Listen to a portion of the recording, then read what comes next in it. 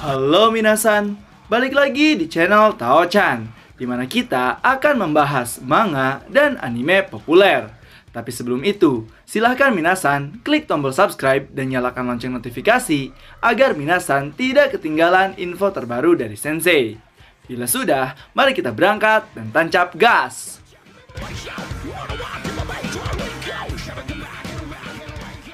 Oke minasan, pada video kali ini Sensei akan membahas terkait manga Record of Ragnarok, yang mana pada pembahasan kali ini adalah pembahasan terkait fanfic Record of Ragnarok jika Kratos turun menjadi perwakilan umat manusia pada pertarungan Ragnarok. So, daripada penasaran, tanpa basa-basi lagi minasan, langsung saja kita gas ke pembahasannya. Dalam manga Record of Ragnarok, kita diperlihatkan pertarungan antara umat manusia melawan para dewa untuk membuktikan apakah para manusia layak untuk diberi kehidupan 1000 tahun lagi oleh para dewa, di mana para pesertanya adalah tokoh-tokoh terkenal dunia nyata dalam sejarah umat manusia yang pernah hidup. Dan dewanya juga berdasarkan agama dan keyakinan umat manusia seluruh dunia. Namun, setelah kita mengetahui para petarung Record of Ragnarok, banyak dari fans, apalagi fans Record of Ragnarok Indonesia, mempertanyakan kalau ini pertarungan antara dewa dan manusia, apalagi Zeus sebagai dewa tertingginya, kenapa nggak ada Kratos dalam pertarungan Ragnarok ini? Nah, untuk menjawab pertanyaan tersebut, di sini Sensei akan memberikan jawabannya. Dan inilah dia pembahasannya. Asal-usul Kratos. Kratos adalah tokoh fiksi protagonis di seri permainan konsol atau PlayStation yang berjudul God of War. Karakter ini pertama kali muncul di God of War yang dirilis pada tahun 2005. Dalam permainan video game ini, Kratos merupakan petualang yang berusaha membalaskan dendamnya pada para dewa Yunani, khususnya Zeus. Pada awalnya, Kratos adalah seorang kapten pasukan Spartan yang menanjak karirnya dengan cepat.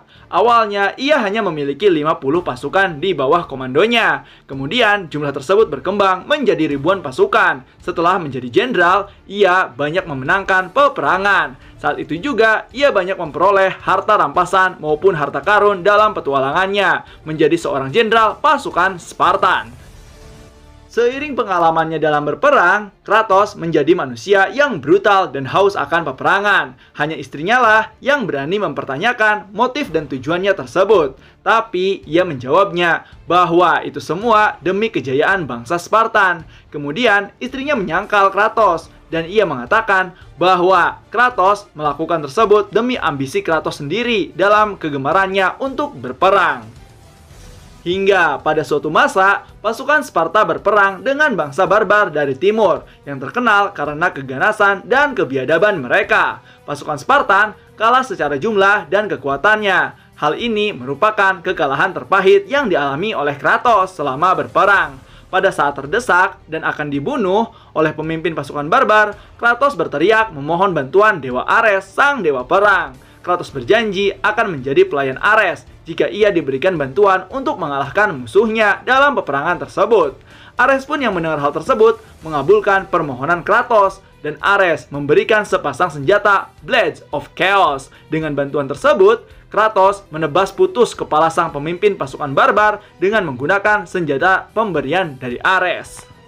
Setelah itu, Kratos pun melayani Ares dengan setia. Ia meneror setiap daerah dan membuat kekacauan dengan mengatasnamakan Ares, sang dewa perang. Tanpa diketahui oleh Kratos, Ares menjebaknya untuk membantai keluarganya sendiri di sebuah kuil yang terdapat di desa yang penduduknya adalah para pengikut Athena. Pada saat menyadari bahwa ia telah membantai istri dan putri tercintanya, saat itu juga ia mengutuk kelicikan Ares dan menyatakan bahwa ia berhenti menjadi pelayan sang dewa perang. Kratos pun meninggalkan jenazah keluarganya tersebut di kuil pemuja Athena yang juga tempat ia membantai keluarganya. Di depan kuil yang terbakar tersebut, Kratos dihukum atas aksi brutalnya tersebut. Sekujur tubuhnya diselimuti oleh abu keluarganya yang terbakar dan membuat kulit Kratos putih sepucat bulan purnama. Dan saat itulah ia dikenal sebagai Ghost of Spartan atau hantu dari Spartan. Setelah kejadian pembantaian keluarganya yang dilakukan oleh Kratos, Kratos pun dihantui oleh kenangan dan mimpi buruk itu yang membuat jiwa dan pikirannya tertekan serta kondisi batin yang kacau balau. Ia meninggalkan Spartan dan bertualang ke seluruh penjuru Yunani demi mencari sebuah tempat di Laut Aegea yang dapat menenteramkan kondisi jiwa, pikiran, dan batinnya atas tekanan dosa-dosa yang telah dilakukannya. Demi memperoleh ketentraman dengan dihapusnya kenangan dan mimpi buruk tersebut, ia bersedia menjadi pengikut dan pelayan dewa-dewi Olympus selain Ares. Namun, hal itu hanyalah membuat dirinya tertekan dan terus menjadi budak dari para dewa Olympus, hingga akhirnya Kratos mengincar para dewa Olympus dan membunuh mereka satu persatu. Alasan Kratos tidak diturunkan dalam perang Record of Ragnarok. Untuk alasan Kratos tidak turun pada pertarungan Ragnarok, sudah jelas ya minasan, karena Kratos merupakan tokoh fiksi yang dibuat dalam game God of War. Sedangkan dalam konsep manga Record of Ragnarok sendiri, tokoh-tokohnya atau karakter-karakternya berdasarkan kisah mitologi asli dan juga para tokoh-tokoh sejarah dunia nyata, yang menyebabkan Kratos tidak masuk nominasi sebagai perwakilan umat manusia yang akan bertarung melawan dewa di Ragnarok.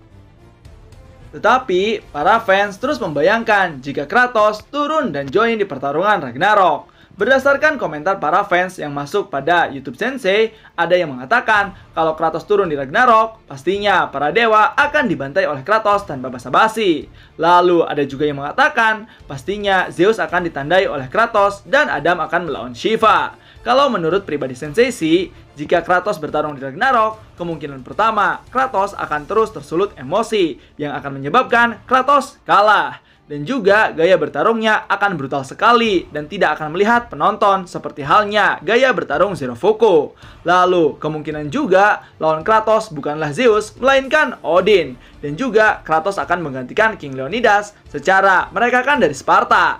Kemudian jika Kratos tidak bisa mengontrol dirinya, bisa dipastikan dia akan mati oleh para dewa. Secara Valhalla kan markasnya para dewa. Kalau di game kan, Kratos melawan satu persatu dewa Olympus, yang mana kita sendiri yang memainkannya. Nah di sini kalau Kratos rusuh, bakalan dikeroyok dan kemungkinan bakalan habislah dia sebelum masuk ke pertandingan.